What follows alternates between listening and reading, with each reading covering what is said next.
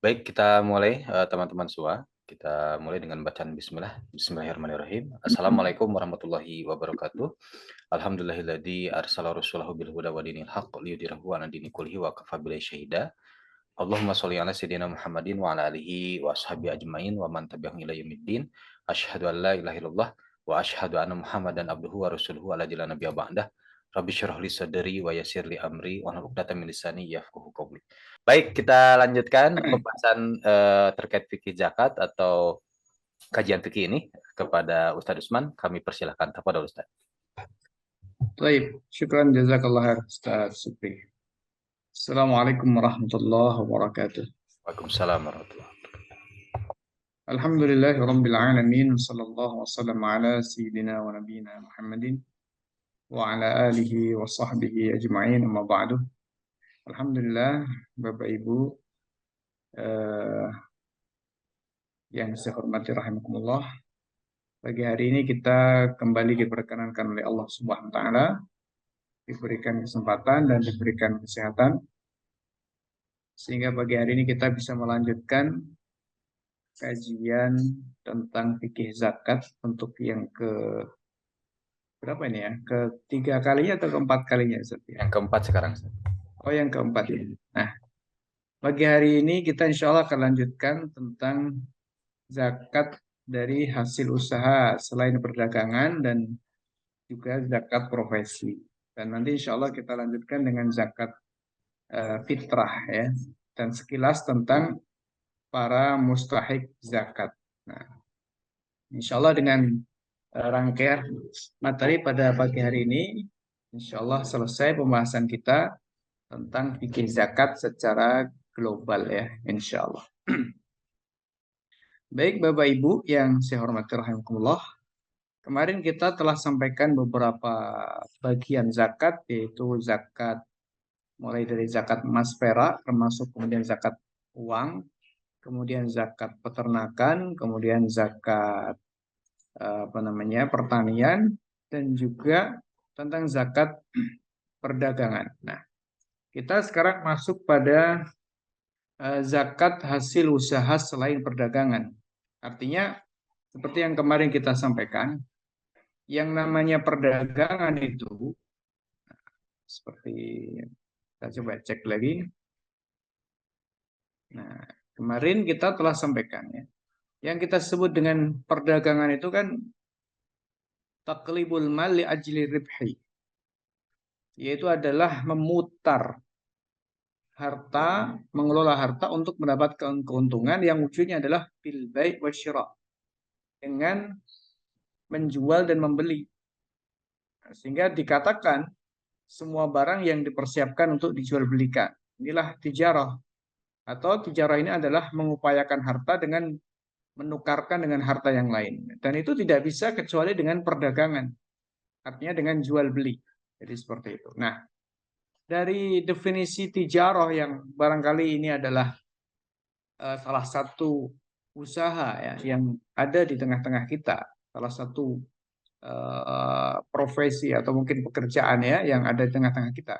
Tetapi ini kan cukup sempit begitu ya, cukup sempit cakupannya hanya dalam masalah jual beli saja. Padahal sekarang banyak usaha-usaha yang wujudnya bukan jual beli, misalnya produksi ya. Kemudian ada juga misalnya kita membuat kos-kosan, yang mana dari kos-kosan itu kita mendapatkan cukup banyak ya keuntungan. Atau kemudian kita misalnya ya usaha, sekarang ada misalnya usaha transportasi ya, kita punya sekian bis, kita punya sekian kita punya sekian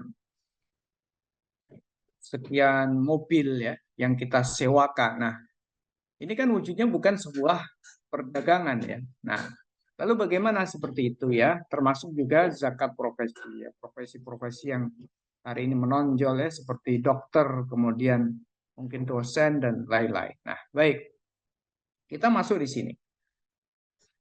Yang dimaksud dengan zakat dari hasil usaha selain perdagangan ini adalah semua harta yang dilihat dari zatnya tidak wajib zakat dan tidak diperdagangkan. Jadi kalau kita melihat zatnya seperti mobil, rumah yang kita sewakan ya, gedung-gedung termasuk ini hotel kan, usaha perhotelan. Ini kalau kita lihat dari sisi zatnya tidak wajib dizakati dan juga tidak diperdagangkan. Artinya hotel itu kan tidak diperdagangkan hotelnya, rumah tidak diperdagangkan rumahnya, mobil tidak diperdagangkan mobilnya, tetapi disewakan. Nah, namun untuk dikembangkan sehingga memberikan keuntungan dan penghasilan dengan cara disewakan atau dijual hasilnya. Nah, seperti misalnya sarana transportasi, kemudian ruko dan lain sebagainya, ya termasuk beberapa jenis hewan yang menghasilkan keuntungan seperti walet kalau zaman dulu ya. Sekarang ini udah nggak ada ya. Karena ya ini zaman dulu ya, walet beberapa tahun yang lalu udah cukup lama. Nah, ini walet menghasilkan usaha yang besar, menghasilkan dana yang besar juga. Nah, baik. Nah, terkait dengan masalah ini, maka mayoritas fuqaha mengatakan tidak wajib zakat. Jadi mayoritas fuqaha mengatakan tidak wajib zakat. Nah, tetapi yang perlu kita garis bawahi, tidak wajib zakat itu berarti maknanya bebas dari zakat begitu saja. Oh, bukan begitu, ya. Artinya ketika mereka mendapatkan uang dari misalnya jasa perhotelan atau kemudian jasa transportasi atau jasa penginapan, bukan penginapan ya, kos-kosan misalnya. Lalu mendapatkan uang yang cukup dan mencapai satu nisab berjalan 1 tahun, ya tentu saja akan kena zakat dari situ. Tapi kalau dari sisi usaha itu sendiri, dari sisi usaha itu sendiri sebenarnya tidak mewajibkan zakat. Begitu menurut mayoritas fuqaha. Sementara itu sebagian fuqaha dari kalangan mazhab Maliki dan mazhab Hambali mengatakan wajib. Jadi wajib bagi para pengusaha perhotelan, para pengusaha misalnya transportasi ya, wajib mengeluarkan zakatnya. Ini menurut sebagian Malikiyah dan Hanabilah. Nah, kalau kemudian wajib mengeluarkan zakatnya bagaimana? Ternyata mereka ya mengatakan zakatnya modelnya seperti zakat tijarah, seperti zakat perdagangan.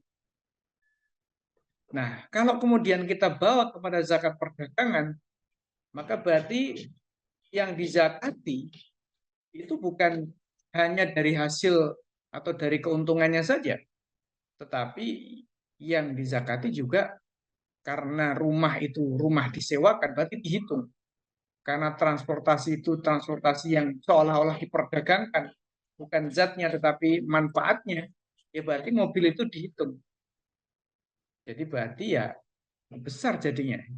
Jadi menurut saya ini sangat sangat besar sekali dan bisa jadi lebih berat jadinya ya. Misalnya ketika katakanlah misalnya Ustadz Supriyadi itu punya armada 10 saja misalnya, armada 10 saja ya, bis ngaji subuh ada 10 gitu kan yang biasa disewakan mungkin untuk piknik dan lain sebagainya gitu kan. Nah, itu wajib dizakati. Berarti cara menghitungnya bagaimana? Ya nilai bisnya itu dihitung, hasil dari bisnya itu juga dihitung. Sama persis seperti ngitungnya zakat tijarah. Wah, ini sangat besar sekali kalau seperti itu. Nah, ini kalau mengikuti pendapat dari sebagian Malikiyah dan Hanabilah. Tapi kalau kita mengikuti mayoritas fuqaha, tidak wajib zakat di dalam artian kita ketika mengeluarkan zakat itu adalah zakat uang yang dihasilkan dari sarana atau bisnis sarana transportasi tadi.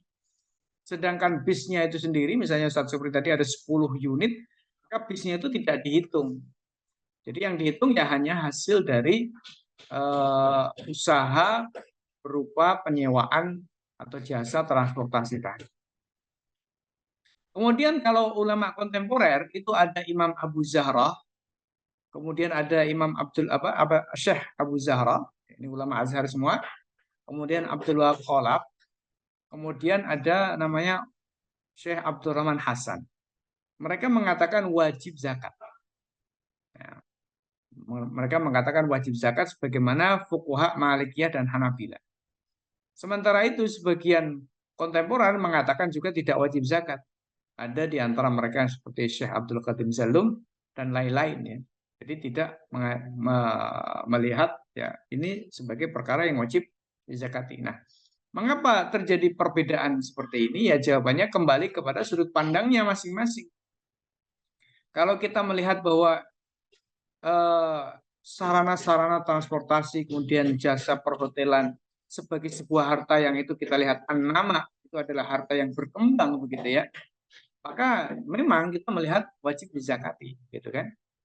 Kan tetapi kalau kita melihat dari sudut pandang yang lain bahwa ya meskipun zakat itu adalah dibebankan kepada harta-harta yang bisa dikatakan sebagai harta yang berkembang begitu ya. Tapi yang namanya zakat itu kan ibadah. Yang namanya zakat itu ibadah. Mana yang wajib dizakati dan mana yang tidak wajib dizakati itu perlu nas atau perlu sebuah dalil secara khusus dari Nabi Shallallahu Alaihi Wasallam ya dari syariat.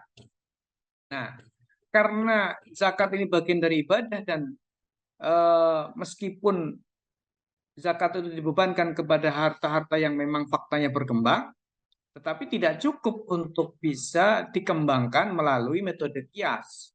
Bahwa yang seperti ini wajib zakat karena dikiaskan seperti ini. Yang seperti ini wajib dizakati karena dikiaskan seperti ini. Tidak kuat atau tidak mampu untuk sampai kepada kias. Begitu menurut para ulama yang mengatakan tidak wajib zakat. Tetapi bagi mereka yang mengatakan wajib zakat, ya itu cukup untuk mengantarkan kepada kias. Ilat yang ada itu an-nama, ilat yang ada yaitu berkembang ya. Ini sudah cukup untuk mengantarkan pada kias. Karena itu menurut para fuqaha dari kalangan sebagian ya, Malikiyah dan juga Hanabila, kalau kontemporer ada Imam Abu Zahra, Abdullah Khalaf dan kemudian Syekh Abdurrahman Hasan, ini sudah cukup ilat itu untuk mengantarkan kepada kewajiban zakat. Nah, ini sudutnya ya, sudut pandang kenapa wajib zakat dan kenapa tidak wajib zakat. Nah, baik Bapak Ibu yang saya hormati rahimakumullah. Itu kira-kira ya. Nah, kemudian dalil-dalilnya ya yang tidak mewajibkan. Ini secara global tadi sudah saya singgung ya sudut pandangnya bagaimana. Nah, Rasul Shallallahu Alaihi Wasallam telah menentukan semua jenis harta yang wajib dizakati. Ini dalil pertama. Jadi dalil pertama ini semacam menolak ya, menolak kalau ada perkembangan yang di luar apa yang telah ditentukan oleh Nabi Shallallahu Alaihi Wasallam pada jenis-jenis harta yang wajib dizakati. Nah, di sepanjang sejarah tidak ada fuqaha yang mewajibkan zakat pada zat-zat perkara tersebut. Jadi zat-zatnya itu tidak ada yang mewajibkan seperti rumah, kemudian tadi ya perhotelan, transportasi. Itu tidak ada yang mewajibkan pada zat-zatnya ya. Bahkan secara tegas mereka menyatakan tidak ada kewajiban zakat pada rumah, sarana transportasi dan sebagainya. Ini alasan mereka, gitu kan. Sementara itu dalil yang mewajibkan zakat ya, mereka menggunakan dalil-dalil yang sifatnya umum. Apa? Pertama, ketika kita lihat Quran dalam Quran surah Al-Ma'arij itu 24 mengatakan walladzina fi amwalihim haqqum ma'lum. Dan orang-orang yang pada harta mereka ada hak yang zakat ya maksud mereka kata mereka tafsiran mereka haqqum ma'lum, hak yang ditentukan. Nah, berarti mana yang Allah telah menetapkan bagi setiap harta ada hak tertentu. Apakah itu zakat, apakah itu sedekah, pokoknya ada hak tertentu. Nah, padahal harta-harta seperti sarana transportasi yang dikembangkan, kemudian sarana jasa perhotelan dan lain-lain, itu kan juga harta yang besar. Maka sudah barang tentu ada zakatnya, begitu kata mereka. Begitu pula kalau kita melihat firman Allah Subhanahu wa taala, "Khudz min amwalihim shadaqatan." Ambillah dari harta mereka zakat, sedekah. Maknanya ini juga mencakup harta yang dibahas pada kali ini yaitu adalah harta-harta seperti transportasi, perhotelan dan lain sebagainya. Nah, ini alasan pertama. Jadi mengambil keumuman ayat-ayat. Kemudian alasan kedua, ilat wujubi zakah fil mal ma'qulah. Ilat wajibnya zakat dalam harta itu bisa dinalar, begitu katanya, ya. Bisa dirasionalisasikan. Jadi bisa dinalar, bisa dirasionalkan.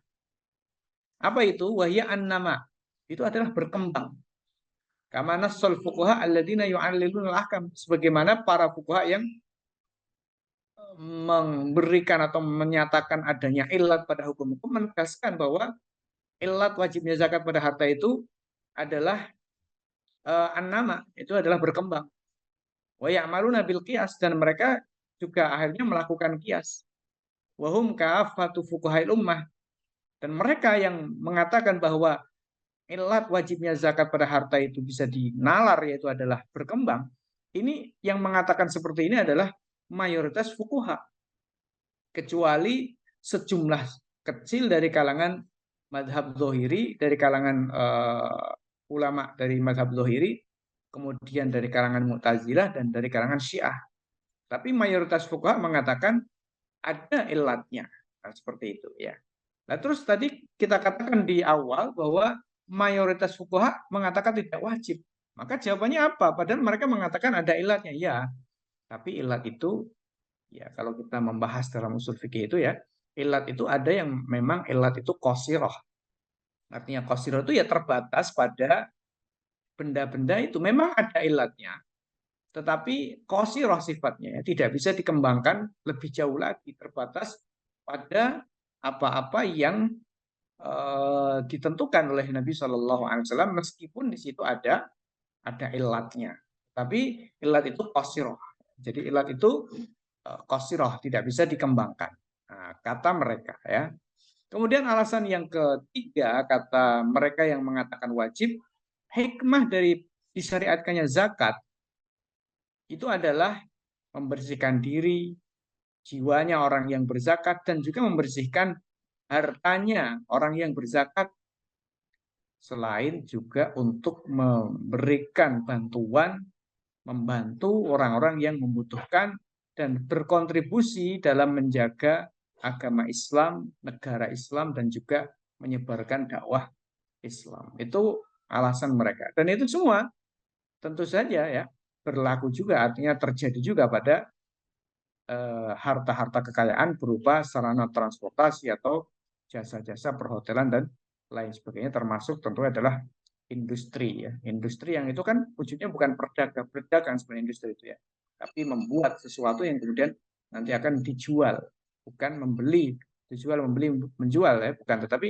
intinya membuat lalu dijual, intinya membuat lalu dijual. Nah, berarti ini bagian dari non perdagangan. Nah, begitu. Baik, Bapak Ibu yang saya hormati, rahimakumullah. Nah, lalu bagaimana cara menzakatinya kalau kemudian usaha-usaha non perdagangan itu wajib dizakati ya? Maka yang pertama, dizakati seperti zakat tijarah. Maksudnya semua barang tersebut dihitung nilainya dan semua keuntungan yang didapatkan darinya kemudian diambil 2,5%, seperti yang tadi saya sampaikan. Ini pendapat yang pertama. Pendapat yang kedua, dizakati hasilnya saja, tidak menyertakan zatnya, seperti zakat uang, dan dikeluarkan 2,5%-nya saja. Jadi kalau kita ngambil pendapat yang kedua ini ya, dizakati hasilnya saja, tidak menyertakan zakatnya, seperti zakat uang, dalam artian caranya itu seperti zakat uang, dikeluarkan 2,5% saja. Ini ya mirip dengan zakat uang. Sebenarnya di titik ini tidak ada perbedaan, sebab ulama-ulama yang mengatakan tidak ada wajib zakat pada usaha selain perdagangan tadi, kalau nanti uangnya atau hasil dari usaha tadi mencapai nisab dan 1 tahun, toh juga wajib bayar zakat, gitu ya. Nah, ini kalau kita berangkat dari cara yang kedua ini, apa bedanya dengan zakat uang yang tadi yang beberapa waktu lalu kita sampaikan. Nah, yang ketiga seperti zakat pertanian, dihitung hasilnya saja, namun dikeluarkan sebanyak 10 atau 5%. Jadi seperti zakat pertanian. Berarti maknanya setiap kali untung keluarkan, setiap kali untung keluarkan, karena tidak membutuhkan haul, tidak membutuhkan 1 tahun, dan zakatnya besar, 10% atau 5%. Nah ini, jadi karena konsep ini kalau kita lihat ya, konsep ini memang konsep yang bahasanya barangkali belum terlalu matang dalam pembahasannya, sehingga memang solusinya, cara menzakatinya pun agak ribet, bisa dibilang begitu ya. Kalau kemudian modelnya seperti zakat tijarah, semua barang-barang tadi dihitung sangat besar sekali. Bagaimana 10 bis misalnya Ustadz Supri tadi punya 10 unit ya bis, itu dihitung semua, besar sekali akhirnya zakatnya. Padahal keuntungannya belum tentu bisa sebesar itu. Nah, kemudian kalau kemudian dizakati dari hasilnya saja, ini sama saja menzakati zakat uang. Ya, apa bedanya? Jadi kan seperti itu. Sudah terjawab dengan zakat uang. Tidak usah membahas tentang zakat dari usaha selain perdagangan. Kalau kemudian dizakati seperti zakat pertanian, ini juga cukup sulit karena orang berusaha ini kan beda dengan orang bertani. Jadi begitu. Kenapa kalau dengan zakat modelnya seperti zakat pertanian berarti per keuntungan, berarti mungkin per bulan, ya. Bahkan sebenarnya tiap hari itu kan ada keuntungan atau kerugian ya. Tapi mungkin cara biar mudah mungkin per bulan. Per bulan harus apa namanya cek ya, cek keuntungan berapa. Kemudian hasilnya yang dikeluarkan itu adalah 10% atau 5%. Ini sangat sangat besar sekali. Jadi seperti itu ya. Nah, baik Bapak Ibu yang saya hormati rahmatullah, jadi saya pribadi melihat ini lebih tepat pendapat jumhur ulama. Karena kalau kita lihat dari banyak sisi, ini masih menimbulkan tanda tanya ya, apakah seperti itu? Nasnya dari mana bisa mengatakan zakatnya 10% atau 5%? Padahal 5%, 10% itu zakat untuk hasil tanaman. Tentu beda dong hasil usaha dengan hasil tanaman. Tentu sangat berbeda sekali. Hasil usaha, hasil industri misalnya, atau hasil usaha transportasi atau jasa perhotelan dengan pertanian tentu sangat sangat berbeda sekali. Padahal nas-nasnya mengatakan fima sakoti sama al usyur, pada apa yang disirami oleh langit, artinya oleh hujan, ada wajib zakat 10%. Itu kan nasnya mengatakan apa yang disirami oleh hujan. Nah ini kan jasa perhotelan, jasa transportasi tidak ada kaitannya dengan hujan. Begitu misalnya. Kalau 5%, kenapa bisa 5%?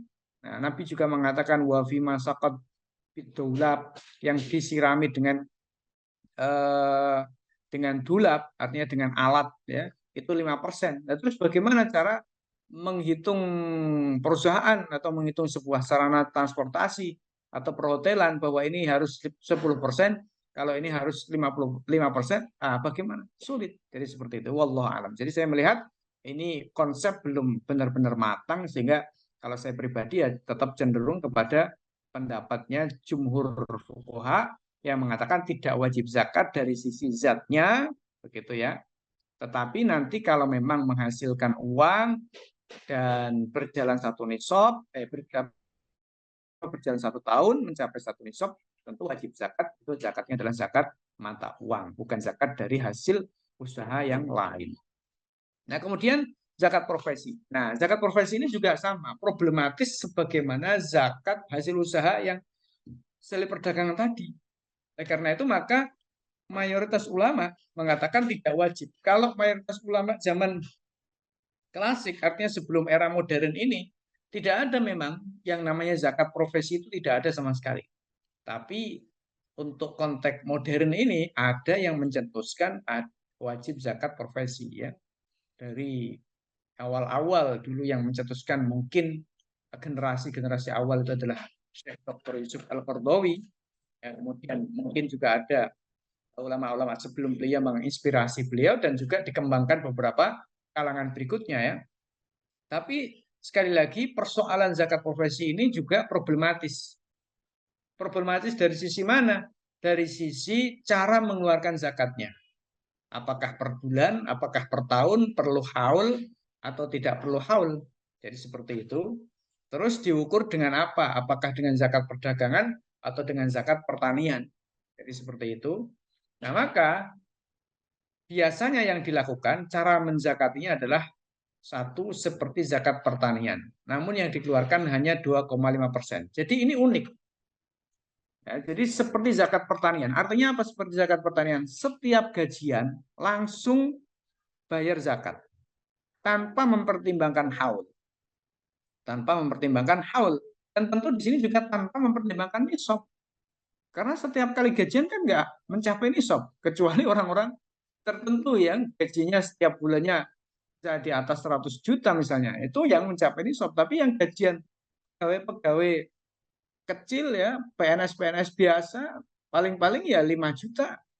Biasanya ya rata-rata itu golongan-golongan dah tinggi PNS yang bukan eselon, bukan pejabat. Ini ya paling-paling 5 juta lah kira-kira seperti itu. Setahu saya ya, mungkin saya salah ya, Allah alam nanti bisa diluruskan. Nah itu nggak mencapai nisab sama sekali dan juga belum berjalan 1 tahun.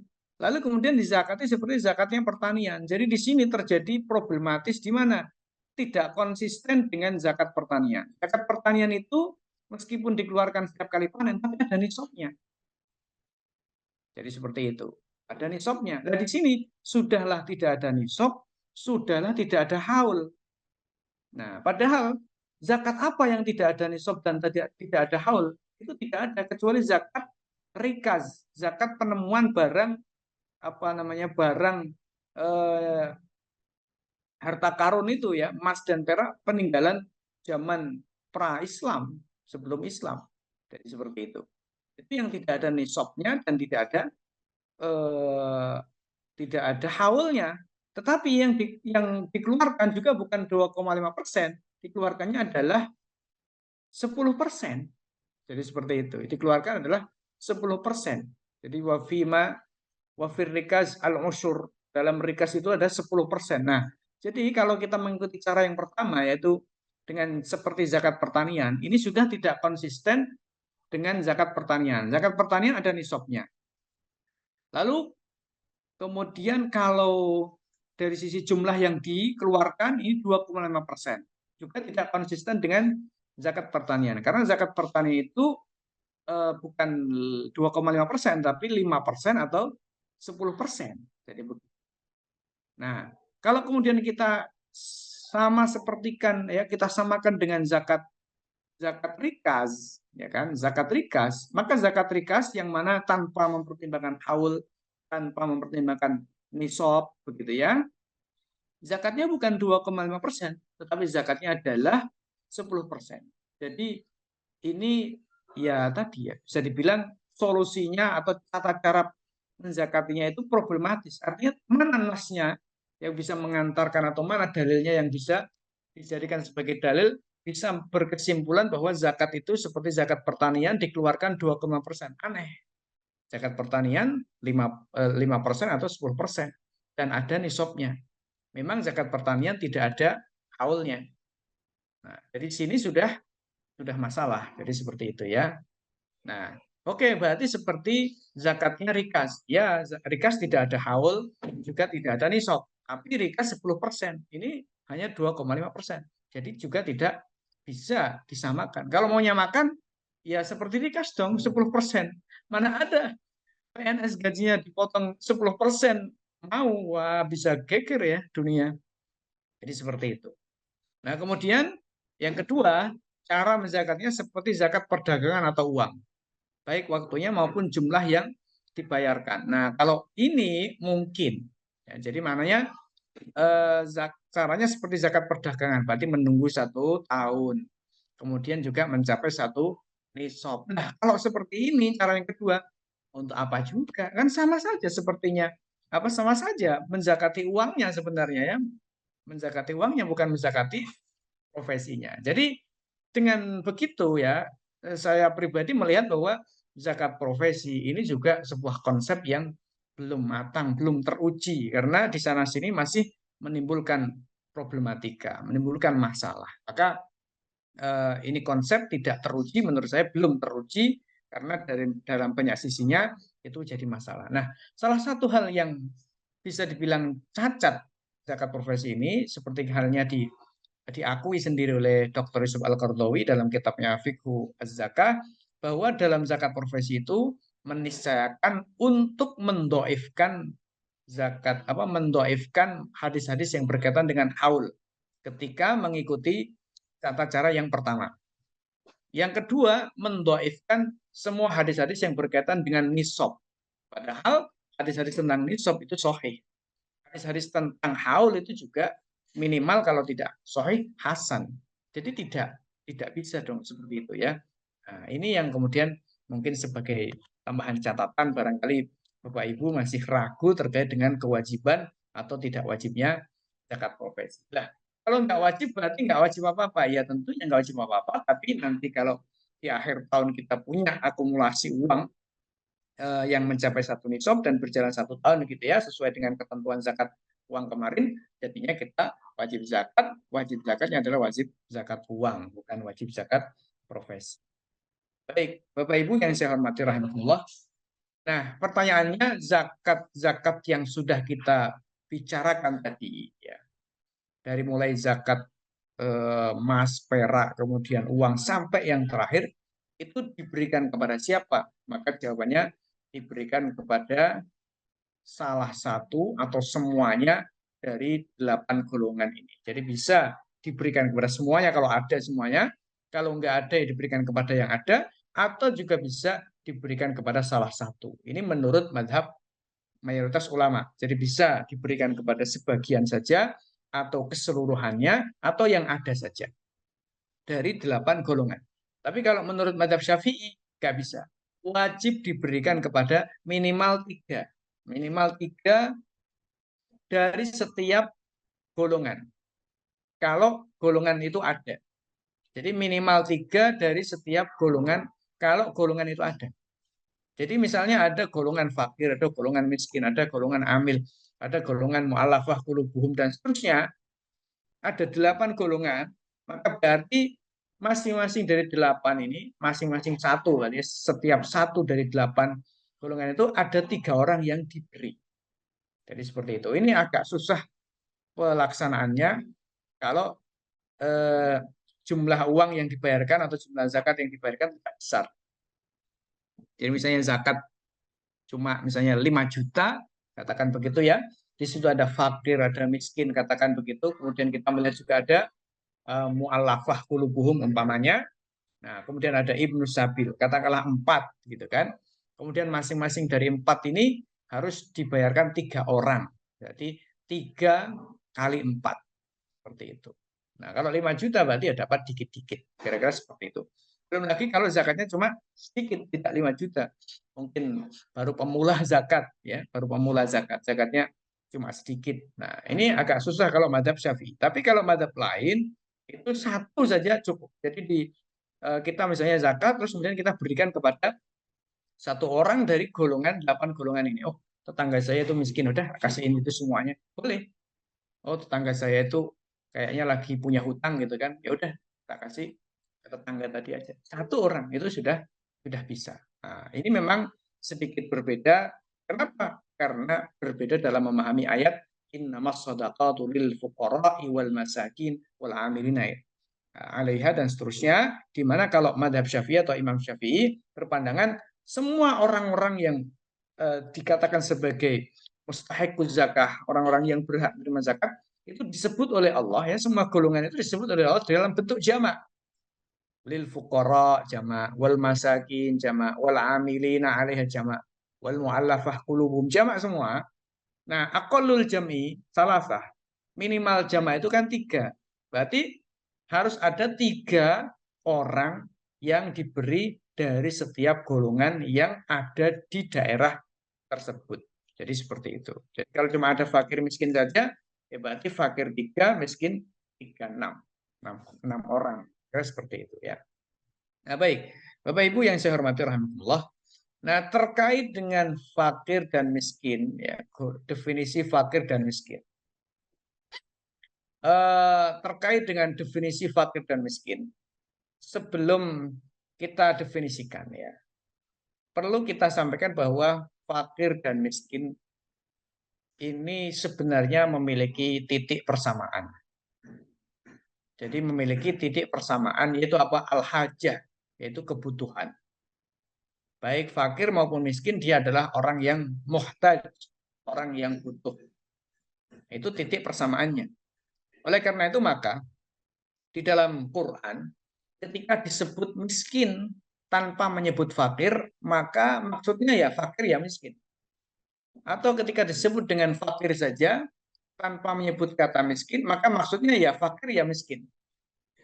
Misalnya begini, ketika Quran mengatakan wa yut'imuna at'ama ala hubbihi miskinan wa yatiman wa asira. Quran mengatakan mereka orang-orang yang baik itu di antara cirinya adalah wa yut'imuna at'ama. Mereka memberikan makanan ala hubbihi meskipun mereka sebenarnya masih senang dengan makanan itu. Miskinan kepada orang miskin, wa yatiman dan anak yatim, wa asiran dan orang yang ditawan. Nah, pertanyaannya apakah enggak memberi makan kepada orang fakir? Apakah kalau memberi makan orang fakir itu tidak tergolong sebagai orang yang baik dalam kategori ayat ini? Jawabannya maksudnya ayat ini fakir apa miskin itu ya fakir sama. Jadi ya fakir ya miskin itu sama. Jadi makna dari ayat wa yut'imuna at'ama ala hubbihi miskinan, kata miskinan, miskin itu maknanya ya fakiran, fakir. Sementara kalau kita misalnya baca ayat yang bicara tentang hewan kurban, Quran mengatakan فَإِذَا وَجَبَتْ جُنُوبُهَا فَأَطْعِمُوا الْبَائِسَ الْفَقِيرَ. فَإِذَا وَجَبَتْ جُنُوبُهَا ketika hewan-hewan kurban itu sudah terjatuh, ya, mana sudah mati, sudah disembelih sudah mati. Fa'at'imul ba'isal faqir, maka berikanlah dagingnya itu, makanan artinya daging itu kepada al-ba'isal faqir, orang yang melarat, orang yang susah, al-faqir. Nah, di sini mengatakan al-faqir yang fakir. Berarti miskin enggak dong? Jawabannya enggak begitu. Fakir dan miskin di sini sama. Ya, fakir dan miskin. Nah, seperti itu. Sementara di dalam ayat tentang zakat, Quran menyebut dua-duanya, ya fakir ya miskin. Quran mengatakan innamas shadaqatu lil fuqara'i wal masakin. Berarti disebut dua-duanya. Padahal menurut kaidah bahasa, kalau disebut dua-duanya, berarti yang pertama bukan yang kedua. Yang kedua bukan yang pertama, karena atof itu lil mughayarah. Atof itu maknanya eh, menyambungkan kata ya. Seperti innamas shadaqatu lil fuqara wal masakin, dan orang-orang miskin ya, untuk orang-orang fakir dan orang-orang miskin. Maka kata-kata dan ini dalam bahasa Arabnya disebut dengan atof gitu ya kira-kira, yaitu penjelasan sederhana sebenarnya. Eh, memudahkan gitu ya. Atof. Nah, atof dalam kaidah atof itu sebenarnya adalah lil mughayarah, menunjukkan bahwa ma'atof dan ma'atof alaih itu dua hal yang berbeda antara yang ada sebelum kata sambung dengan yang setelah kata sambung itu dua hal yang berbeda. Jadi fuqara dan masakin itu beda gitu loh maksudnya. Nah, iya, maka jawabannya iya, memang beda. Nah, sehingga dari sini dikatakan lafadz fakir dan miskin itu idza istama'a ikhtalafa. Kalau berkumpul maknanya beda. Wa idza iftaraqa ittahada. Tapi kalau berpisah maknanya disebut sendiri-sendiri, justru maknanya sama. Nah, begitu ya unik bahasa Arab ini ya di sini. Fakir disebut fakir tok, disebut fakir saja, maka maksudnya ya miskin. Disebut miskin saja, maka maksudnya ya juga fakir. Tapi kalau disebut dengan fakir dan miskin, itu maknanya beda. Nah, Bapak Ibu yang saya hormati rahmatullah, lah di dalam zakat itu disebut dua-duanya. Terus apa bedanya? Tadi saya sampaikan titik persamaannya itu adalah al-hajah, yaitu al-ihtiyaj, butuh ya, atau al-hajah, butuh. Itu titik persamaannya. Nah, titik perbedaannya. Nah, di sini diperselisihkan oleh para ulama titik perbedaannya. Menurut mazhab Syafi'i, fakir itu lebih parah daripada miskin. Sementara mazhab Hanafi mengatakan miskin itu lebih parah daripada fakir. Maksudnya bagaimana? Begini. Mereka mengatakan orang yang miskin, miskin ini orang-orang apa? Fakir ya.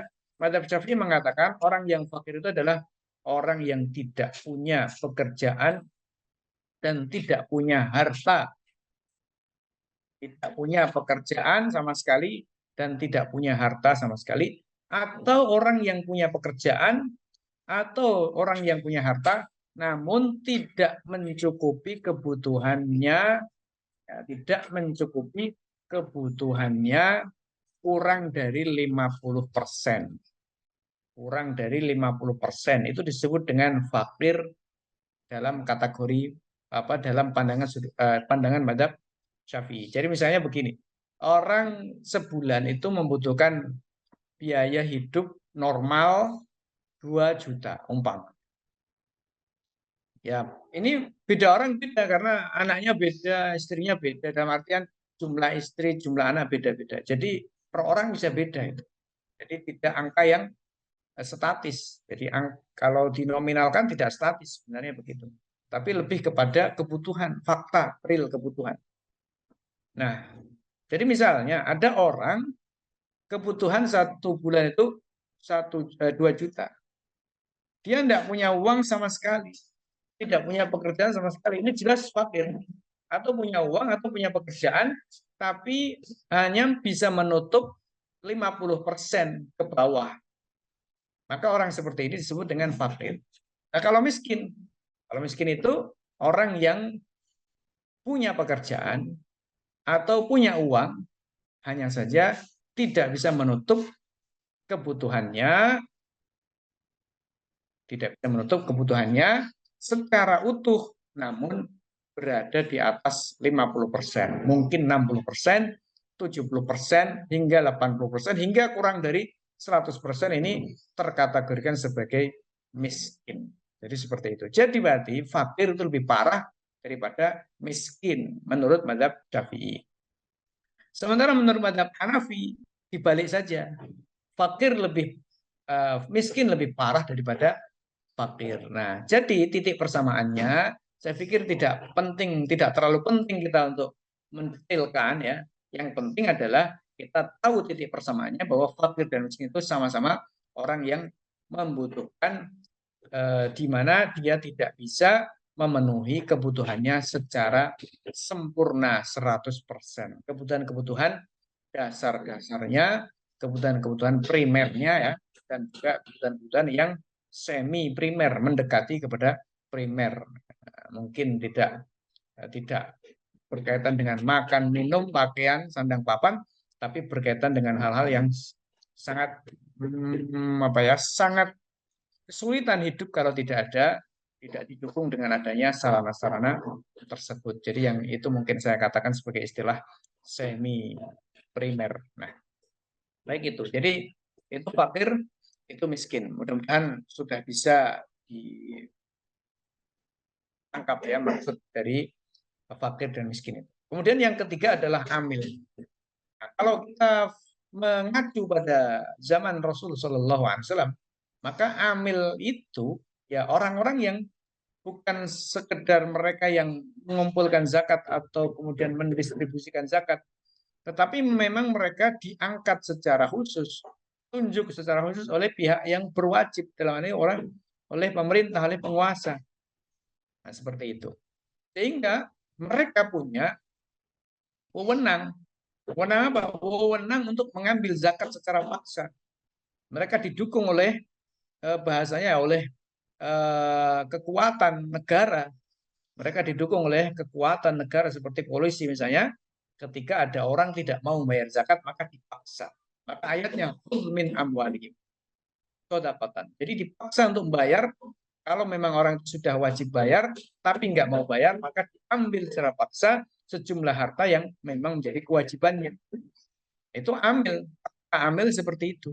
Jadi dia punya kuasa, dia punya bahasanya ya punya kekuatan. Jadi seperti itu. Ini amil.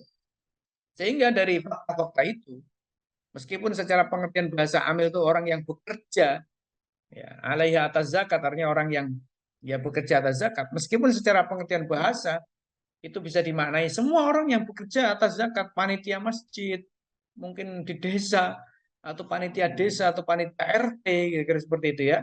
Atau kemudian tadi ada lembaga-lembaga zakat, punyanya organisasi A, punyanya organisasi B, misalnya Ustadz Supri ngaji subuh, kemudian punya amil zakat, atau badan amil zakat, apa namanya, ya atau nanti singkatannya apa ya, badan amil zakat ngaji subuh. Jadi seperti itu.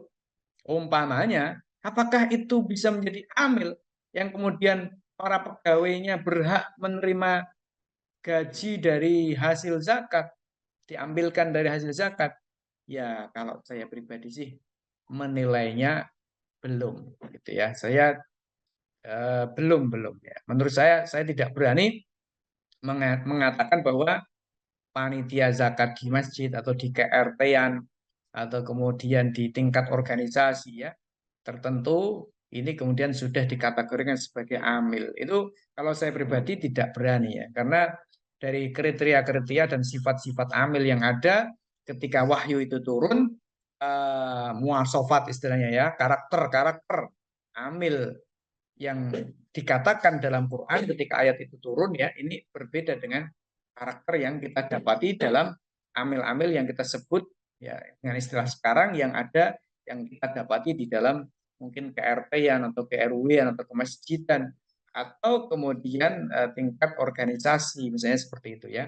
Nah, kalau itu tidak bisa disebut dengan amil, berarti konsekuensinya mereka tidak bisa dan tidak halal mendapatkan dari dana zakat.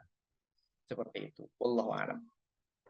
Kemudian yang keempat, mu'allafah qulubuhum. Mu'allafah qulubuhum ini sebenarnya adalah dari kalangan kaum muslimin. Ini kalau kita definisikan ya secara sederhana, sebab nanti mu'allafah qulubuhum ini ada beberapa definisi ya. Tapi saya pikir ini tidak saya eksplor lebih jauh. Mu'allafah qulubuhum ini sebenarnya adalah kalangan kaum muslimin yang keislamannya itu sangat lemah sekali.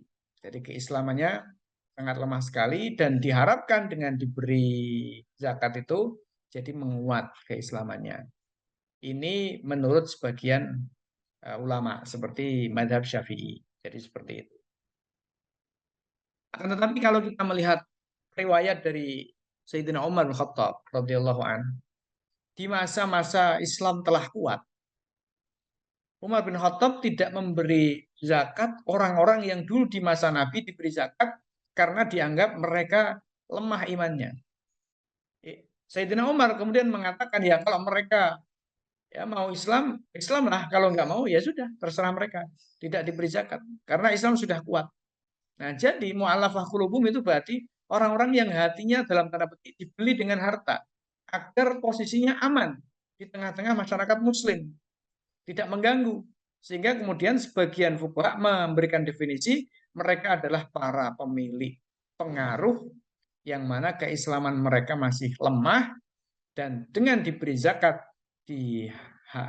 diharapkan ya posisi dia aman, mengganggu keberadaan kaum muslimin dan bahkan bisa jadi menarik orang-orang di belakang mereka untuk mau masuk ke dalam Islam. Itu mu'alafah qulubum. Sehingga definisi mu'alafah qulubum kalau dikembalikan kepada bahasa itu orang yang ditaklukkan, orang yang dilembutkan hatinya. Jadi seperti itu. Nah, dalam prakteknya ini memang agak sedikit ada perbedaan. Jadi seperti itu di kalangan mazhab Syafi'i itu tidak harus tokoh tetapi orang yang memang baru masuk Islam, hatinya masih mungkin belum terlalu yakin ya, kira-kira seperti itu. Nah, sehingga dia diberi zakat biar semakin mendekat kepada Islam. Jadi yang jelas bukan mu'alaf dalam bahasa Indonesia ini. Oh, Ustadz Fulan mu'alaf, misalnya begitu ya. Misalnya Ustadz Falik mu'alaf, Koh siapa? Koh Martin mu'alaf atau mungkin siapa itu yang lagi viral itu ya. Koh Dennis Lim atau siapa itu ya. Itu mu'alaf. Nah, kalau itu ya jelas bukan mu'alaf orang-orang yang keimanannya dan keilmuannya bahkan bisa jadi mereka lebih bagus daripada banyak dari kalangan kaum muslimin yang sudah Islam sejak lahir ya kira-kira seperti itu. Maka tidak bisa disebut dengan mu'alaf. Nah, kalau mereka disebut dengan mu'alaf, ya itu kan bahasa kita, bahasa Indonesia ya. Nggak tahu kok bisa jadi seperti itu ya. Mungkin seperti orang Indonesia menyebut almarhum. Ya, pokoknya kalau almarhum itu artinya apa? Udah mati itu almarhum. Padahal dalam Islam almarhum itu sama dengan rahimahullah. Maka kalau yang mati itu kafir ya, misalnya kafir A ya, si A yang kafir itu mati, ya kita tidak bisa mengatakan almarhum kalau mengacu kepada bahasa aslinya. Karena almarhum itu maknanya yang dirahmati oleh Allah. Baik, kemudian riqab budak, saya pikir tidak saya perpanjang karena tidak ada budak. Kemudian gharim. Gharim itu artinya orang yang punya hutang. punya hutang dan dia tidak mampu untuk membayar hutangnya dari harta yang dia miliki. Berarti maknanya kalau dia punya hutang dan mampu membayar hartanya, membayar hutangnya dari harta yang dia punya, ya tidak berhak untuk terima zakat karena gharim, ya, karena status sebagai orang yang punya hutang. Nah, pertanyaannya, orang yang punya hutang yang tidak mampu membayar hutangnya dari harta yang dia miliki, yang boleh menerima zakat itu orang yang berhutang karena apa? Maka jawabannya orang yang berhutang karena apa? Orang yang berhutang karena kebutuhan, ya, kebutuhan memenuhi hidupnya, memenuhi kebutuhannya, misalnya ya untuk makan atau untuk minum atau untuk berobat, ya, seperti itu. Atau orang yang berhutang, yang kedua, ya, orang yang berhutang untuk memenuhi hal-hal yang bukan sebuah kebutuhan, tetapi bahasanya adalah sebuah, bukan kebutuhan dalam artian kebutuhan primer, ya, tetapi adalah sebuah kebutuhan-kebutuhan yang mungkin sifatnya tersier, ya, atau sekunder, yang mana itu adalah hal-hal yang dimubahkan atau dibolehkan, gitu ya, dibolehkan. Maka ketika dia jatuh ke dalam hutang dan dia tidak mampu untuk membayar, maka ini juga berhak untuk mendapatkan zakat, ya. Dan dengan zakat itu dia bisa membayar hutangnya. Satu contoh misalnya begini, saya ada teman itu di awal pandemi, ya, yang lalu misalnya, ya, itu kebetulan rumahnya ini rusak, ya, tidak, ya, mengalami kerusakan, ada banyak bocor-bocor dan ada beberapa bagian retak, gitu kan. Sementara anaknya banyak dan sudah kesulitan, bahasanya kira-kira seperti itu, kesulitan, ya, cukup cukup sulit kalau kemudian rumah itu dibiarkan seperti itu apa adanya. Akhirnya dapat bantuan dari pemerintah mungkin sekitar 15 juta. Tetapi setelah dibongkar rumah itu, ya, setelah diupayakan renovasi, ternyata 15 juta itu nggak dapat apa-apa. Akhirnya dia berhutang sampai di angka kisaran 30 juta. Nah, ini namanya berhutang untuk kepentingan, gitu ya. Untuk kepentingan yang mana ketika dia tidak mampu membayar hutang tersebut, maka dia berhak untuk menerima zakat. Nah, yang ketiga adalah orang yang berhutang demi kemaslahatan kaum muslimin. Jadi demi kemaslahatan kaum muslimin, misalnya ini ada masjid tapi nggak jadi-jadi.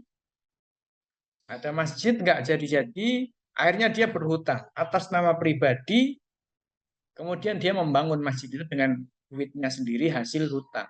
Maka orang seperti ini, ya, meskipun dia masih kuat membayar, sebenarnya masih kuat membayar, meskipun belum dibayar, meskipun dia masih kuat membayar dengan hartanya, tapi dalam jangka waktu tertentu, orang seperti ini berhak mendapatkan zakat. Berapa? Ya, sejumlah atau sebesar hutang yang dia tanggung untuk membangun masjid tadi. Nah, jadi ini gharib, ya.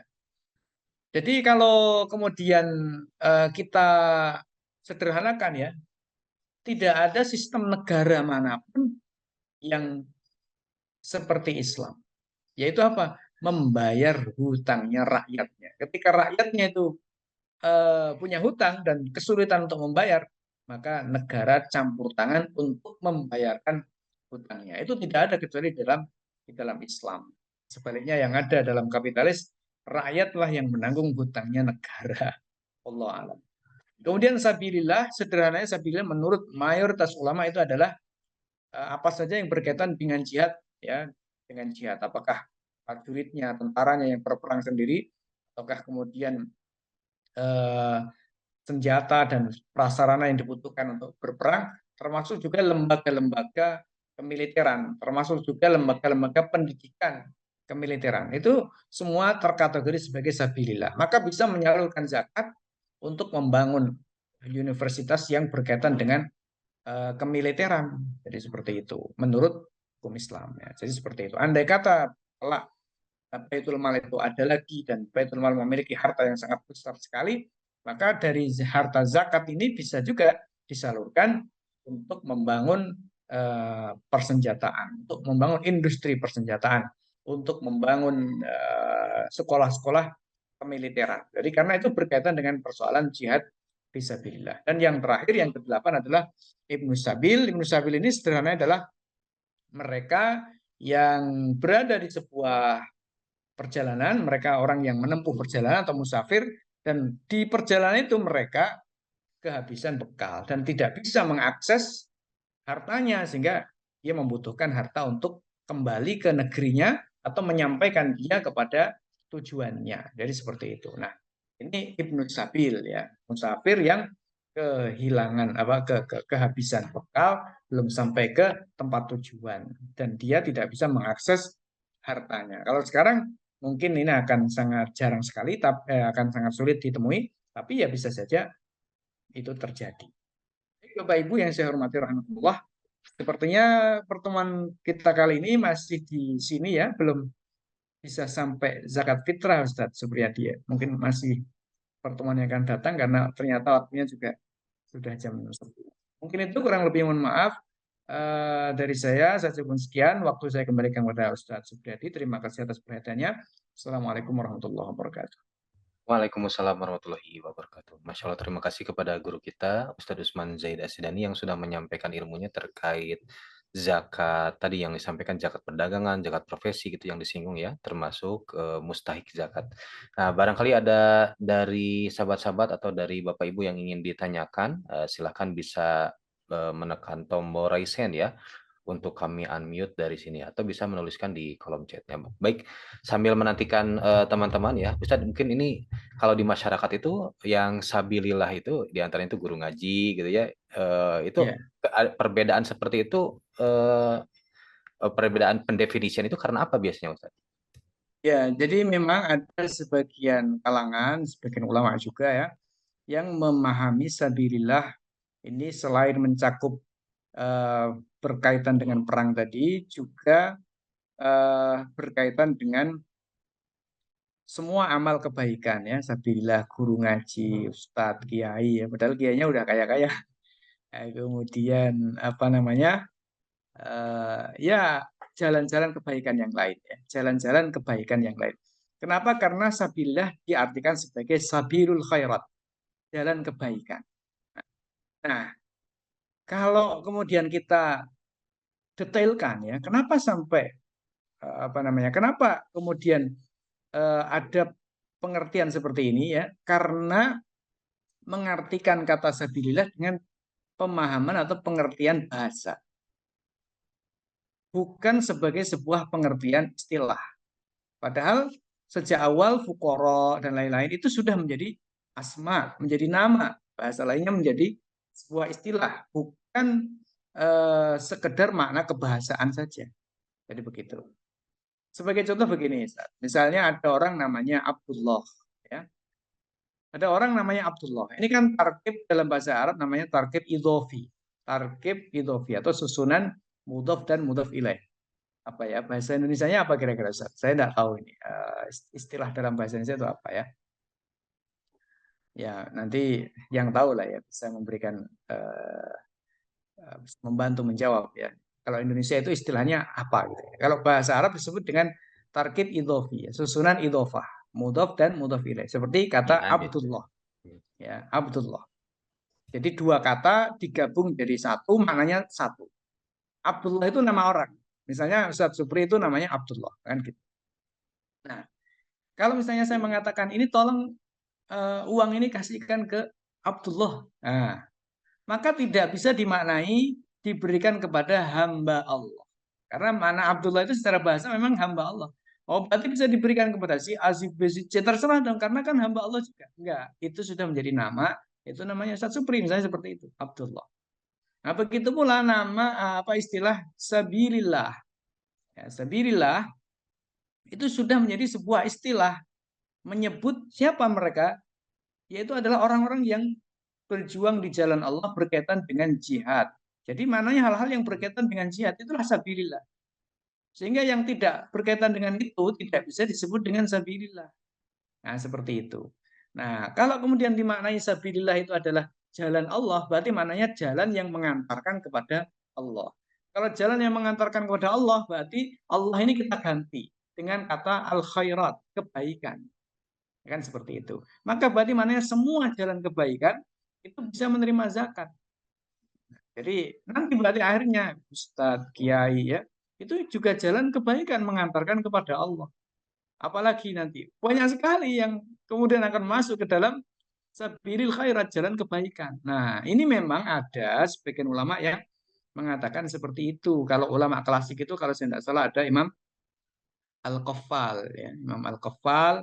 Kemudian di beberapa kalangan ya para mufassirin itu juga ada. Nah, kalau kontemporer itu ternyata juga banyak ya yang memahami sabilillah itu sebagai sabilul khairat. Nah, termasuk Dr. Yusuf Al-Qardawi ini memahaminya ya sabilul khairat, berarti termasuk guru-guru ngaji, termasuk ustadz, kiai itu bisa mendapatkan zakat dari ini ya, dari pos yang disebut dengan sabilillah difahami sebagai sabilul khairat. Nah, ada diskusi yang mungkin menarik juga ya, di mana Syekh Taqiyuddin An-Nabhani di dalam kitab beliau An-Nizamul Iqtisadi ya, beliau mengatakan bahwa semua ayat-ayat yang berkaitan dengan fisabilillah yang semua ayat-ayat yang berkaitan dengan ya sabilillah itu disertai dengan infak.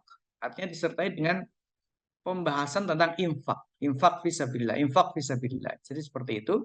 Dan ternyata semuanya itu berkaitan dengan jihad. Jadi seperti itu. Jadi kata fisabilillah di dalam Quran itu semua ayat-ayatnya berbicara tentang jihad. Jadi itu katanya Syekh Taqiyuddin An-Nabhani begitu. Berdasarkan istiqra kata beliau, berdasarkan penelitian beliau. Tapi ini dibantah oleh Dr. Yusuf Al-Qardawi di dalam kitabnya Fiqhuz Zakah. Ya. Dr. Qardawi menyebut ada sebagian ulama kontemporer yang mengatakan begini-begini dan beliau kemudian menyebutkan atau mencantumkan referensinya. Di sini ditulis referensinya adalah An-Nizamul Iqtisadi fil Islam di karya An-Nabhani gitu kan. Nah, itu. Jadi ini dibantah oleh Dr. Yusuf Al-Qardawi. Al-Qardawi mengatakan enggak, ya bahasa sederhananya begitu, enggak kata siapa semua kata sabilillah itu maknanya mesti jihad. Enggak juga gitu kan. Nah, kemudian disebutkan beberapa contoh. Tapi kemudian saya melihat tulisan yang lain yang itu ditulis oleh Syekh Taqiyuddin sepertinya itu semacam selebaran atau nasyrah yang ditulis sebelum ya pokoknya di masa-masa beliau masih hidup ya. Nah, beliau seperti memberikan semacam apa ya klarifikasi bahwa ini berdasarkan benar-benar berdasarkan penelitian dan menjawab semua ayat yang ditulis oleh Dr. Ismail Qardawi yang diasumsikan itu bukan jihad fisabilillah. Jadi seperti itu. Jadi ini diskusi-diskusi yang menurut saya ya bagus gitu ya, memperkaya keilmuan. Tapi ala kulli hal mayoritas fuqaha klasik ya, mayoritas fuqaha zaman dulu ini zaman dulu itu artinya zaman sebelum era modern ini ya, itu yang saya maksud. Nah, itu semua berpandangan bahwa sabilillah itu berkaitan dengan jihad. Tidak ada, bukan tidak ada ya, sangat sedikit sekali atau bisa dikatakan satu dua saja yang mengatakan bahwa jihad, mohon maaf, sabilillah itu artinya adalah sabilul khair. Jadi seperti itu ya. Kalau Ustadz Supri sebagai guru ngaji, ya maka jangan terima zakat kalau Ustadz Supri tidak tergolong sebagai misalnya fukara atau masakin. Tapi kalau sebagai fukara, ya terima tidak masalah. Jadi bukan sebagai sabilillah tapi sebagai fukara. Misalnya seperti itu ya. Allah alam. Mungkin itu Ustadz. Baik, Masya Allah ya. Terima kasih Ustadz. Kemudian yang selanjutnya di sini ada yang bertanya, nah ini, apakah anak sekolah atau mahasiswa yang kos yang kehabisan uang termasuk Ibnu Sabil Ustadz gitu? Ya, jadi kalau mahasiswa ya, jadi dia posisinya orang yang wajib dinafkahi oleh orang tuanya atau tidak kan begitu ya. Kalau dia termasuk orang yang wajib dinafkahi oleh orang tuanya, sebenarnya tidak boleh memberikan zakat kepada orang yang nafkahnya ditanggung oleh orang lain. Karena statusnya orang yang nafkahnya ditanggung oleh orang lain itu bisa dikatakan kaya.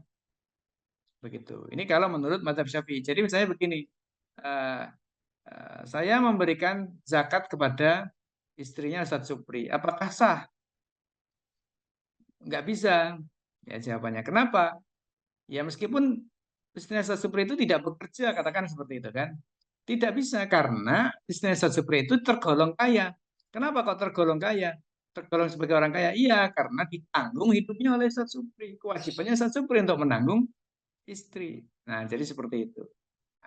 Sama seperti misalnya eh, orang memberikan zakat kepada anak saya, katakan seperti itu ya, anak saya yang belum balik, ya, begitu ya, belum bekerja, belum balik, tentunya begitu. Meskipun anak saya memang nggak punya harta, tapi nggak sah. Kenapa? Karena anak saya ini orang kaya statusnya. Kenapa? Karena berada dalam tanggung jawab saya. Jadi seperti itu. Jadi orang yang nafkahnya ditanggung oleh orang lain, wajib ditanggung oleh orang lain, ya, itu statusnya dianggap kaya. Istighna binafaqatil ghair. Jadi dia kaya dengan nafkah dari orang lain. Nah, anak kos ini statusnya sebagai orang yang memang orang tuanya masih artinya orang tuanya masih kuat, masih sehat dan memang orang tuanya membiayai, begitu kan?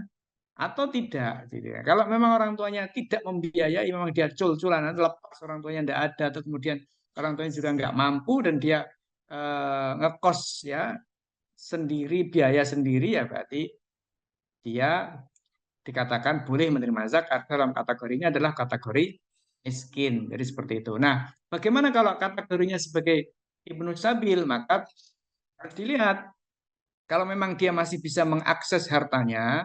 Mengakses itu artinya bagaimana? Mungkin dia apa punya rekening kan begitu ya. Punya rekening. Nah, dia berarti bisa mengakses hartanya. Nah, meskipun di rekeningnya belum ada, tapi kan bisa telepon ke orang tuanya, bisa ke telepon ke orang tuanya. Kalau memang dia dibiayai oleh orang tuanya, jadi seperti itu. Nah, beda halnya kalau memang dia terlepas dari, misalnya dia nggak bisa menghubungi orang tuanya, nggak tahu kemana orang tuanya, nggak jelas gitu kan, sehingga dia tidak bisa mengakses hartanya, atau kemudian dia kehilangan, katakanlah kehilangan semua, ya kehilangan semua hartanya, apa dompetnya misalnya, sehingga rekeningnya juga nggak ada, ya hilang, jadi seperti itu, dan dia sedang membutuhkan uang, misalnya, maka ya bisa saja ya, kita golongkan sebagai Ibnu Sabil. Jadi wallahu alam. Mungkin itu jawaban saya. Jadi sangat bergantung kepada faktanya anak kosan itu seperti apa. Jadi begitu. Wallahu a'lam. Termasuk ini Ustadz mungkin ya, kalau di daerah saya ada yang ini ya, di antara list mustahik itu ada yang janda gitu ya. Nah itu ketika janda atau seorang ibu yang janda tapi ada dalam tanggungan berarti tidak termasuk ya Ustadz? Tanggungan ahli Tanggungan. waris. Ya, kalau dia misalnya janda ditanggung oleh siapa? Misalkan sama anaknya, sama anaknya. Kan misalkan dia udah sepuh misalkan ya. Oh ya, ya. Ya, kalau memang dia sudah berkecukupan karena sudah sepuh, jadi hingga dia tidak bekerja juga. Akhirnya wajib hidupnya ditanggung oleh anaknya. Maka yang hidupnya wajib ditanggung oleh anaknya dan anaknya ini memang mampu untuk menanggung, maka tidak bisa menerima zakat. Sebenarnya seperti itu ya. Baik. Nah, kemudian di sini ada yang bertanya, ada yang beralasan bahwa untuk haul dan nisab zakat profesi tetap dihitung, tapi pembayaran zakatnya dicicil di awal dengan alasan yang wajib dipungut zakatnya hanya pegawai yang gajinya setahun mencapai nisab emas. Ya, tapi kan fakta realnya ya itu belum mencapai nisab. Karena mencapai nisab itu artinya setelah dikurangi kebutuhan-kebutuhan. Jadi kalau misalnya gajinya, katakanlah misalnya gaji itu berapa ya? Katakanlah 7 juta ya, yang kalau kita kalkulasikan eh, 12 bulan itu mencapai nisab, ya, katakan seperti itu. Tetapi kan itu belum dikurangi kebutuhan sehari-hari. Kalau misalnya orang gajinya 7 juta dikurangi sehari-hari, paling-paling masih ya mungkin 1 juta atau 2 juta lah, kira-kira seperti itu ya, rata-rata. Nah, berarti yang dihitung itu sebenarnya yang 2 juta itu, 2 juta kali 12 bulan. Jadi zakat itu kan wajib dikeluarkan setelah terpenuhnya kebutuhan-kebutuhan primer, kebutuhan-kebutuhan dasar. Nah, ini dipotong sebelum kebutuhan primer itu diambil, atau sebelum kebutuhan primer itu apa namanya, ya ditunaikan lah, gampangnya seperti itu. Nah, bahkan ada kasus ya, ada kasus, dan ini saya mendengar sendiri dengan telinga saya sendiri ya. Saya mungkin pernah saya ceritakan juga ya. Pagi-pagi saya ke ATM, nah, kemudian ternyata ada dua ibu-ibu yang mengecek ya saldo di ATM-nya sudah masuk atau belum gajinya. Ternyata gajinya belum masuk, tapi setelah dicek kok ada potongan 2,5% untuk zakat. Nah, ini gaji belum masuk sudah dipotong untuk zakat. Nah, ini kan unik sekali ini gitu kan. Nah, jadi unik sekali itu ya. Jadi berbicara di antara mereka berdua itu saya agak sedikit nguping gitu ya. Oh, ini unik juga gitu kan ya. Nah, wallahu alam. Jadi saya pikir tetap saja menurut saya itu tidak dibenarkan. Kalau memang kita tetap berpatokan kepada nisab ya, dan kita beralasan bahwa nisab itu hadis-hadisnya tetap sahih, lalu kemudian kita mengatakan ya kan nisabnya dihitung 1 tahun mendatang. Maka jawabannya, siapa yang tahu kalau mencapai nisab? Wong kebutuhan itu belum apa namanya belum terpenuhi. Ya bisa jadi di tengah tahun dia membutuhkan uang yang cukup besar, misalnya untuk berobat atau untuk kebutuhan-kebutuhan yang mendesak lainnya. Berarti kan hakikatnya tidak akan mencapai satu nisab. Jadi seperti itu karena dikurangi oleh kebutuhan-kebutuhan. Selain itu, wajibnya bayar zakat itu kan per tahun, jadi seperti itu, dan tidak bisa dibayarkan istilahnya dicicil gitu ya, apa ya dicicil gitu kan, kira-kira seperti itu kan, juga tidak model seperti itu ya, per tahun langsung dibayar, bukan model dicicil. Kalau misalnya katakanlah nisabnya itu akan mencapai katakanlah misalnya 100 juta, nah sementara gaji dia per bulannya itu misalnya di kisaran misalnya katakanlah misalnya 9 juta, katakan seperti itu ya. Nah, berarti kan dia mencicil per bulan 2,5% dari 9 juta, kan seperti itu. Nah, ini tata cara yang tidak pernah ada ya contohnya. Padahal itu kan ibadah ya. Tata cara yang tidak pernah ada contohnya dalam sejarah atau kemudian dalam apa ya bahasanya ya, rujukan-rujukan yang muktabar lah, kira-kira seperti itu. Jadi sekali lagi memang dalam zakat profesi ini ya masih problematis menurut saya ya. Wallahu a'lam.